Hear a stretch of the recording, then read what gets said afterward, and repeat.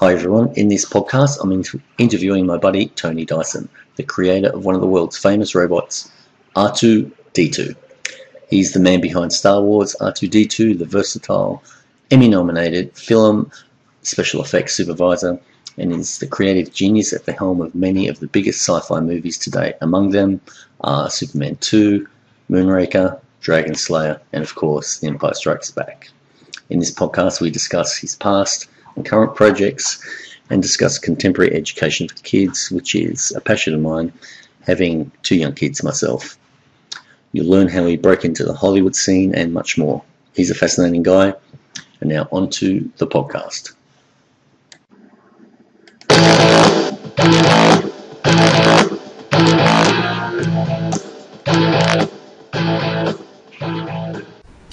Hi everyone, and welcome to the Peter Drew podcast. It's my sincere pleasure to introduce everyone to my online buddy, Tony Dyson. Tony and I found each other online due to our shared love of robots. Much to my amazement, Tony is the actual inventor and creator of one of the most famous and original robots, R2-D2, of course from Star Wars. Along with robots, we have another shared passion being children's education. Me, because I'm right in the middle of experiencing it, along with my young kids who are 6 and 10, and Tony through his passion of education, which we'll get onto later on in the podcast. For now, please say hello to Tony. Hi mate, it's so great to have you here. It's great to be here, in actual fact. We've just been saying it's been too long. We've been having a long chat. You've been too busy, you have. It's not good for you. I know. I do apologise, Tony. So how long have we known each other now for? I think we're getting on about 3 years now. Yep. I think last time we had a long chat, yes. We've known each other for at least 3 years. And every time, of course, we're in a position to talk, we're always on a project. We've got that kind of nature, the both of us, so we don't have enough time to talk to each other. But yeah, we've got a lot of same interests. I mean, you're interested in Star Wars and special effects and robots of every kind, and of course, exact same as me, you know. So I think you fell in love with my little Evo Pro robot, that beautiful animation. Absolutely. I had created ages ago. That my daughter still asks me if we can play that DVD. It's only 2 minutes, and she loves the part at the end where it says, "What's it say?" I've forgotten. It says, "My father." He says at the end, "My father, Peter Drew, told me to," and she just giggles every time she hears that. So that's cool.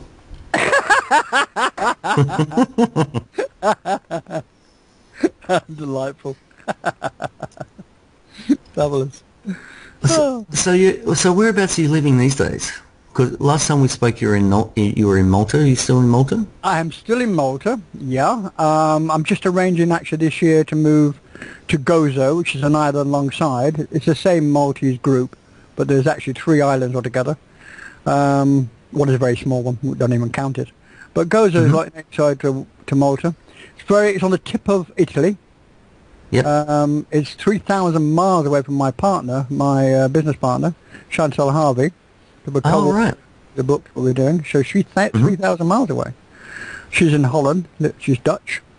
And that's the only thing that reminds me that I'm actually so far away from Europe and England where I was born. I moved out here about 23 years ago. Yep. Wow. Well, man, you've lived in a lot of different places, and one thing that really blew me away was, like, I know one thing, when you do anything, you do it 100%, and I remember the conversation we had about you doing education in Second Life. Yeah. That blew me away. So you really got into that and experienced what that Second Life is like and opened up a university inside it. Yeah, what happened was, as you know, as you just said, I've always been involved in some way in education, you know, from giving lectures on types of meditation to creative thinking, lectures on that. So that's something I've been doing for 35 years in actual fact. I did it in Europe and I did it in England. So when I came here, I carried on doing the same thing. But I was involved with a university in the UK, and they told me that basically they were expanding to what's called distant learning. And that's really the big thing at the moment, and has been for the last 15 years. It's when you can't get enough people or enough beds, basically, or rooms, classrooms for a university, but you teach them on the internet. For the moment, there's a big explosion, you probably know, in China and Asia, where people want to have a university education. So they said, is there a better way than just doing the old-fashioned way of post or using one of the simplistic programs on the web? And they'd heard about virtual worlds, and I had, but I'd never been involved. So that was my first experience. I found Second Life. I went in there, and I thought, wow, this is absolutely fantastic for education. And it really is. It blows your mind. It really is perfect. And I'll tell you in a minute for reasons why. And at the same time as doing that, I also realized that it's basically a game platform. But instead of playing a game as such, what you do is you can build a whole society. You have avatars, which you take off like you would do in a normal game. You can build the avatar, you can build a house, you can build a town, you can build a whole city if you wish to. And then people can come and join in, you can sit around playing music, you can shoot each other. Basically, you can do anything you want. You have the power to do it. And you fly and teleport from place to place. You have magical spells if you wish to. People make them. And the difference is, this is the big difference. It's built by the people that live there. Everything is built by them. The foundation is set by Linden Lab. But all the houses, the building, the properties, the spells, the programs, all this is built by the residents. And it's got a micro money system. So people build stuff and then put it up for sale. And I've actually Linden Labs. I've actually got another friend online who I've met through Facebook who she creates garments, I suppose you'd call them. She must have software that creates these garments and she sells them in there for $75 a pop or something like that for real money. So well, you can sell it for Linden Lab money, and then you can sell that into any other kind of currency. And convert it. There's a conversion rate, and if you actually, funny enough, if you actually go to an exchange money lender, online, the bank, they actually have Linden Lab dollars. It's actually recognised as a currency, true currency. Because the community is so large, I suppose. Yeah. Well, it's called a mini economy. That means that everything is incredibly low compared to the normal dollar. Buying stuff is really, really cheap. And because of that reason, people buy tons of it. It's a reverse engineering, really, of your mental thought. You'll buy a whole house or an avatar for, let's say, $2 or $3, real dollars, Australian dollars or American. You'll get so much value for money. People will continue to buy outfits, complete clothes and wigs and clothing and everything. And every week they'll go out shopping. And that's how it all works up into quite a big economy. Anyway, that was fascinating. Right, so, I mean, I'm intrigued about the idea. Actual fact, it's been duplicated now with Kindle. Think about Amazon and Kindle. Kindle books start at 99 cents. And you look at it and go, what? Now, Amazon came up with the idea of taking an incredibly low percentage of money, but to promote it so much to knock publishers on the head. The idea behind it. And it's been a total success. Publishers, mainstream publishers are in real trouble. You can get, absolutely. Yeah, well, it's good and bad. They were going that way anyway, because now they work on the basis that the authors get no money, really, even on a $15 or $25 book. They hardly get anything at all. The whole idea now is for the author to get publicity from it. And they're told that too, by the way, but that's another story. I was really going back to the very, very inexpensive books that are available, on Amazon, which again is this micro money system. And there's authors are actually selling thousands and thousands at very, very low cost, but making a very good living because they're selling so many. Because the volume's there, of course. Volume, exactly. But because the internet can get to those people. And remember, everybody that goes on Amazon is a buyer. You don't go there to mess around or play a game. You go in there because you're interested in buying something. So basically, you're very tuned in. And the same thing applies with Second Life. Very small amounts of money, but because you're there and involved, you tend to spend a lot more because you get so much value for money. That was all of this was fascinating to me. So I started studying, what we could do for the universities. Okay. And that's when it really dawned on me that this was two things.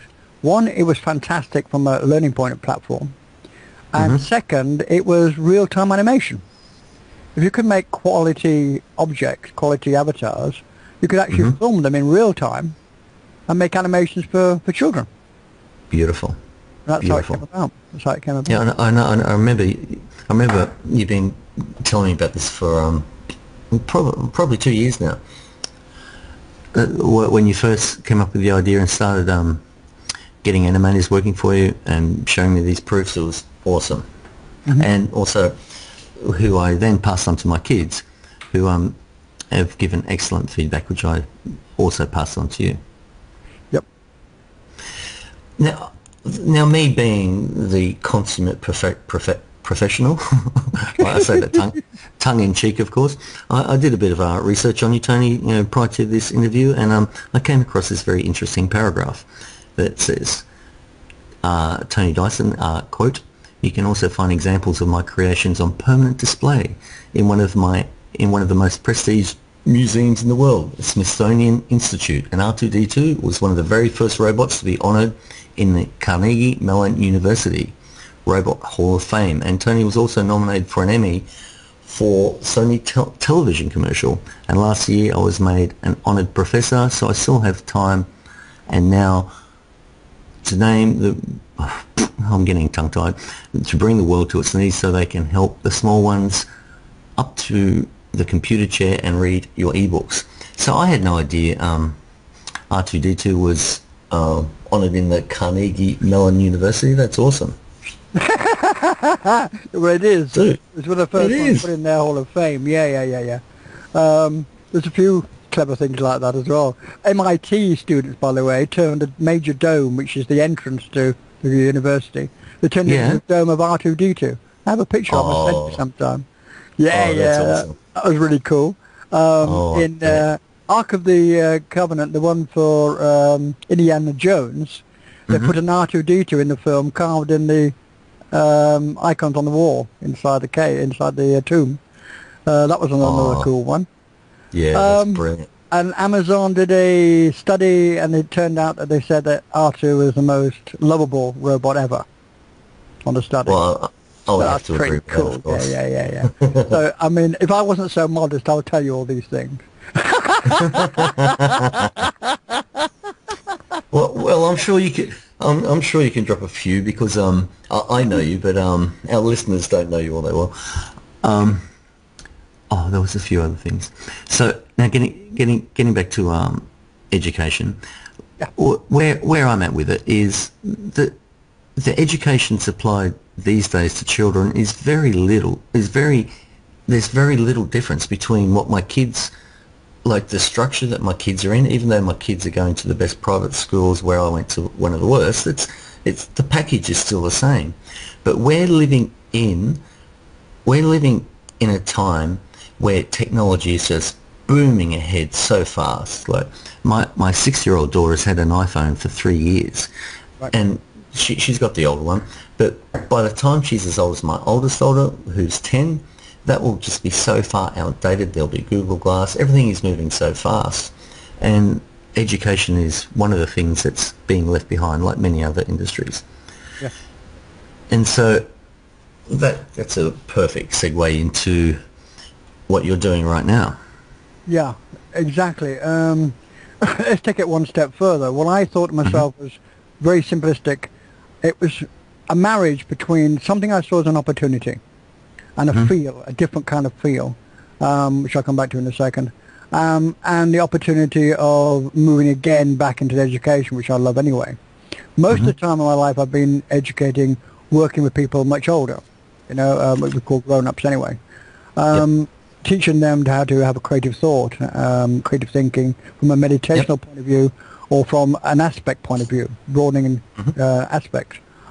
But this was clearly to me going to be younger children.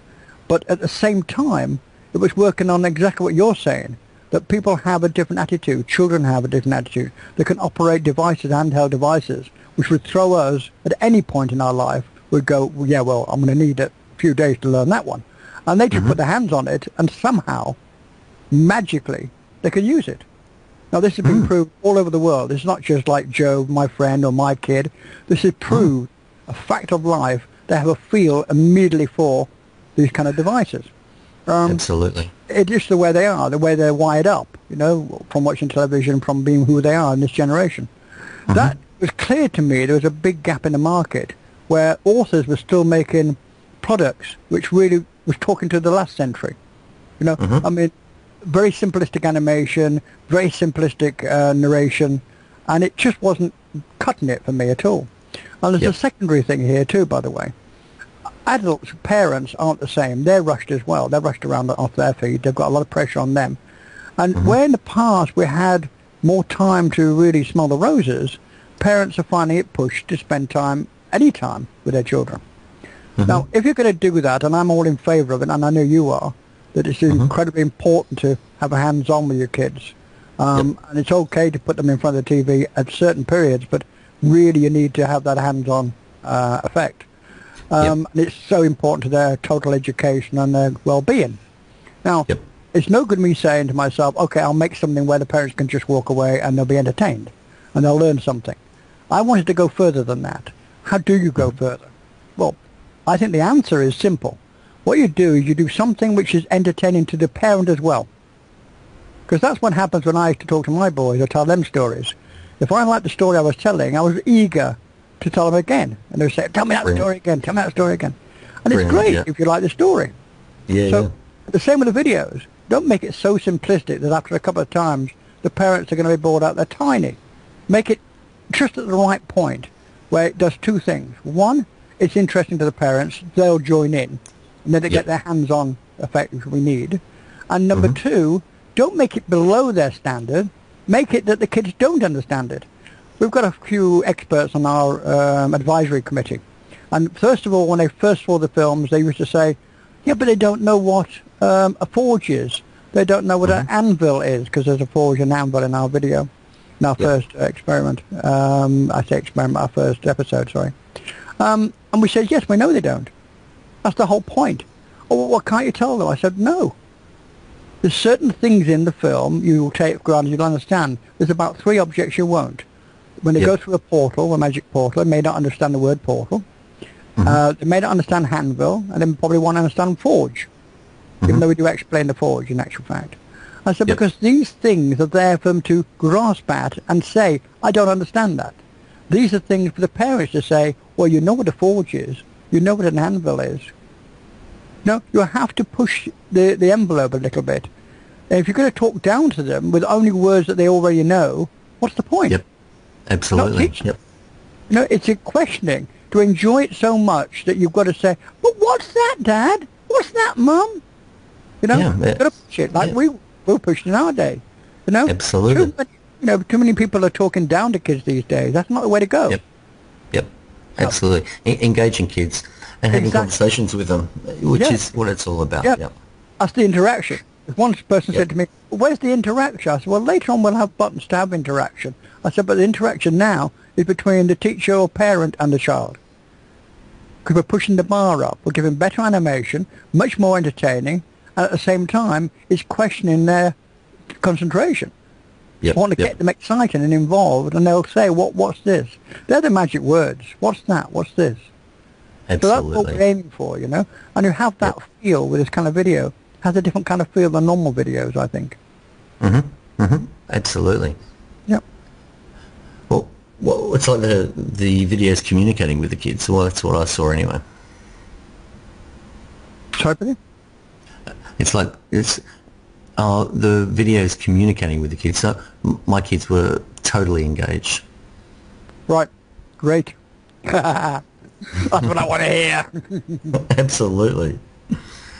So I'm just going through my notes. Sure. Where are we up to? I can't find it.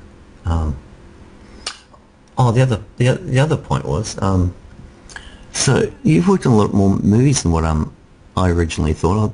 There's Superman 2, Moonraker, Dragon Slayer, Empire Strikes Back, where you've had played different roles in those movies. Did I play different roles in those movies? Come on, you're pulling my leg. Well, I don't know. Peter, we haven't- Peter, Peter. Bad boy, bad boy, bad boy. Yeah, I played the dragon. Yeah, of course I did. Well, a lot of my wife would probably think that was true anyway. Yeah, yeah. Yeah, I was... stop pulling my leg.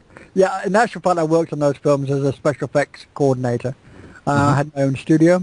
That's how I built R2-D2. I worked outside the studio.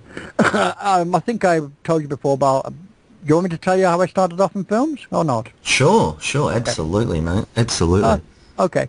The basic story is that what happened was we're talking about putting the kids in front of the TV. Well, we didn't have that in my day, but my parents used to send us, my sister and myself, to Saturday morning minors. And basically that was American films of things like Rocket Man and that kind of thing, put onto a big screen at the cinema on a Saturday morning. I think it started at 10 o'clock and finished probably at 1 o'clock. And that gave them some free time at the weekend without the kids running around the house and causing havoc. What it did to me was make me totally and utterly sold on being in the film industry. You know, I wanted to be in films. I wanted to make films. I just fell in love with the films. That's from, 8, 9, 10 years old. So when I got a little bit older, my sister was working for the telephone exchange. In them days, it's so far times ago, it was, she used to answer the phone. So you'd pick it up and the operator would say, "Number, please." And my sister would give the number to them. So, Wow. yeah, I know, a long time ago, kid. Yeah. Woo, does it make me feel? Anyway, she was doing that job, and my parents were away for the weekend. I don't know where they were. And I was a mod. I had a scooter. And she rang up and said, "I found Pinewood Studios." Well, in them days, Pinewood was the big sign you used to get into the film. The guy used to get a gong called Rank Films. And it was the major one. Pinewood Studios was it. I said, "You found Pinewood Studios?" She says, "Yes." I said, "Wow, where is it? Where is it?" So she told me what road to take on the way to London. And it literally is a studio set in a Pinewood. And I got on my bike and I was down there. So when I get there, there's this great big guard outside the door, you know. What do you want? "I want to work here." Yeah, piss off. His language. I said, "I don't mind what I do. You know, I'll sweep the floors, I'll do anything. I just want to work." Anyway, that didn't quite work. And I was back off home. And the skies opened up and the rain came down and I came off my bike and I nearly died. And it was a real mess, the whole thing. I got back. And a couple of years later, I was thinking about starting my own business, making rocking horses for the Americans coming to England. I thought, yeah, rocking horses, that'd be great, the Victorian type of rocking horse. But I still was dying to work in the studios, in any kind of capacity I could get. So I decided to have another go at it. And this time I rang all the studios, including a very small studio called Bray Studio. And Bray Studio used to make all the horror films, Hammer horror films, Vincent Price, and all those people. Wow. Yeah. Yeah. So that's where they used to make them, always make them at Bray Studios. So I rang Bray Studios, because I found it in the telephone book. And they did say they were making a couple of sci-fi films. You know. But I could not get past the telephone operator, called him the Dragon. And I kept on ringing and ringing and ringing. And about the 5th or 6th day I was ringing, she must have felt really sorry for me. And she put me through to one of the studios. And this guy picked up at his tea break. You know, just talk about luck. And I said, well, I wanted to work there. He said, "Really?" I said, "Oh, okay." I said, "But I've got a problem." He said, "What?" I said, "You've got to have a green card, I'm told. A union card." He said, yeah, of course you have. You can't work down here without a green card. I said, "How'd you get a green card?" He said, "We work on a film." Can you imagine it? What? No. I'm on the end of the phone going, "Did I hear that right?" He said, "Yeah." Oh, so this is ridiculous. He said, "Yeah, it is a bit, isn't it?"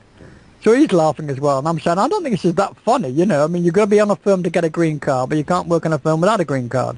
Yeah. He said, I've got something for you, some good news," this guy says. I never met this guy in my life, by the way. He said, "I was only working in a model shop 3 weeks ago." "You were?" I said, "Yeah." I said, "How come you're working there then?" He said, "Well, there's a thing called special effects, and it's sort of the latest thing. And it's really so big now, special effects, that it's sort of outside of the studio. Because it's outside the studio, even so we have a building inside the studio, but it's basically set outside. I said, well, explain that sometime, you know. He said, because of that reason, they can't get enough people to work in it, and you can get in without a union card, because you're outside of the studio. The rules don't apply anymore. Ooh, says me. He said, the guy you want to talk to is Brian Johnson. He's in supervisor in charge of special effects on this new movie. It was Alien, by the way. Alien movie, yeah. Yep. So I said, right, okay. Yeah. Wow. So I thought it was well as well. Boy, was it well. I bet. So I rang up this guy called Brian Johnson, and he said, oh, yeah, we're always looking for new talent. Bring something you've made and come down to the studio. I said, oh.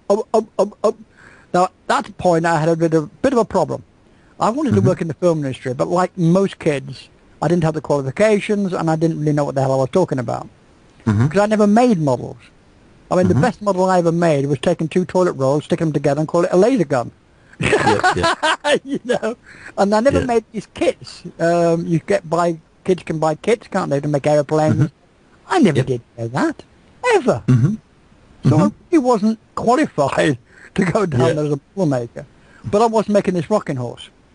So I finished this rocking horse. It was a black rocking horse, I called it Pippin, with red rockers. I had no spray booze, so I had to paint it by hand and tip it.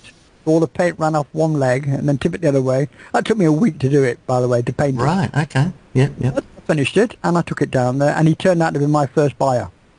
He loved it, so he bought it for his two boys. And he said, we've got this film coming up called Star Wars, and it's got a robot in it which should be just perfect for you to make in fiberglass. I said, whoa.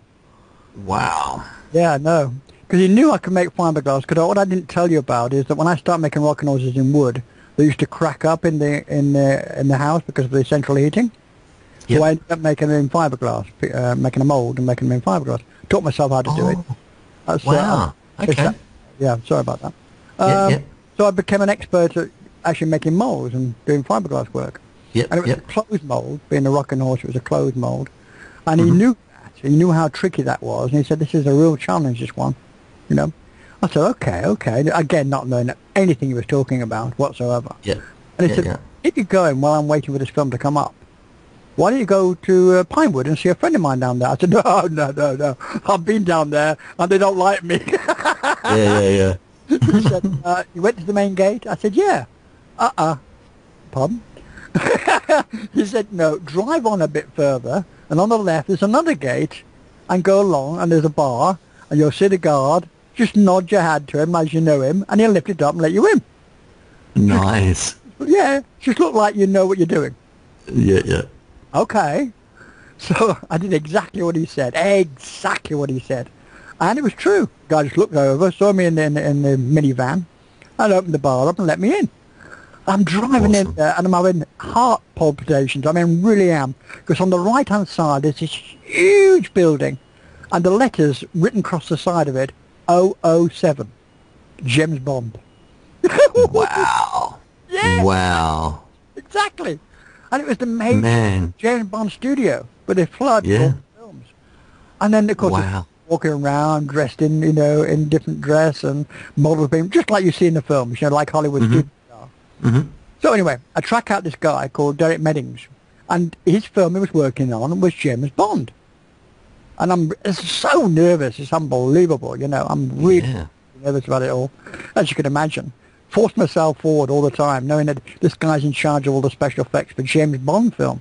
And I was a James Bond fan. I mean, I was the right age, it was the in thing, it was the right time. Absolutely, yeah. Anyway, I showed some pictures of my rocking horse to this guy, lovely guy, really nice guy, and he was testing out a model on some spare ground behind the studio.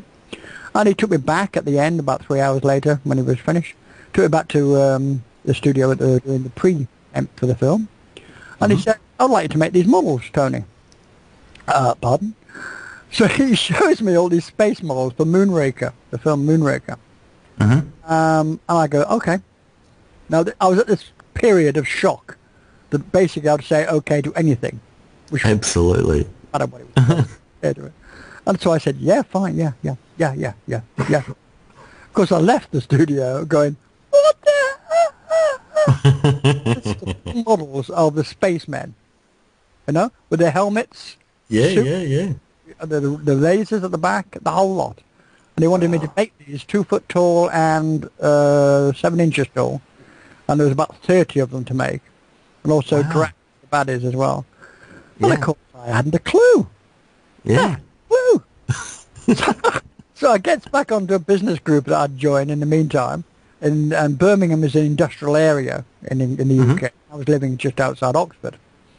I looked through there. I thought, right, Birmingham is where the industrial is, so they'll have model makers that make models for architects, right? Mm-hmm. Yep, Because that's what they used to do. I don't know if they still. I probably don't do it any longer, but they used to make physical models of the actual buildings.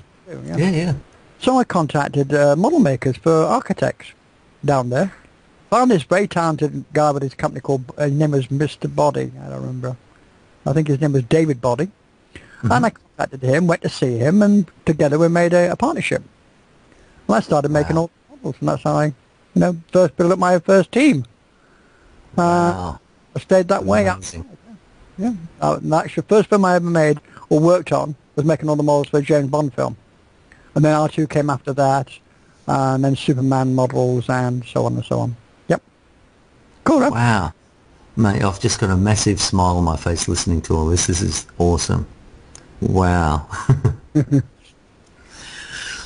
Well, Tony, I think I've taken up enough of your time. We need to close out with this project you're working on, and there is a website where people can go and read up more, and you're looking for some sponsors or backing through. Yeah. BPUM? As you know, I talked to you about, we thought it was a very good idea to pre-sell our books, because we've got more than one book. We've got the animated book, we've also got ABC books, got colored books, all for Bobbikins. Bobbikins are the characters which are in our films, and they're the characters which are doing the teaching and the entertainment at the same time. And we thought that what we'd do is something different. I've never utilised crowdfunding. Crowdfunding is where people actually get a gift or get half or more, let's say, of the actual product itself, but they have to wait a while, so they're paying in advance, basically. Yep. But they get a lot more value for money than they would do if they bought it straight, say, from a shop if it's a book. And the same awesome. works.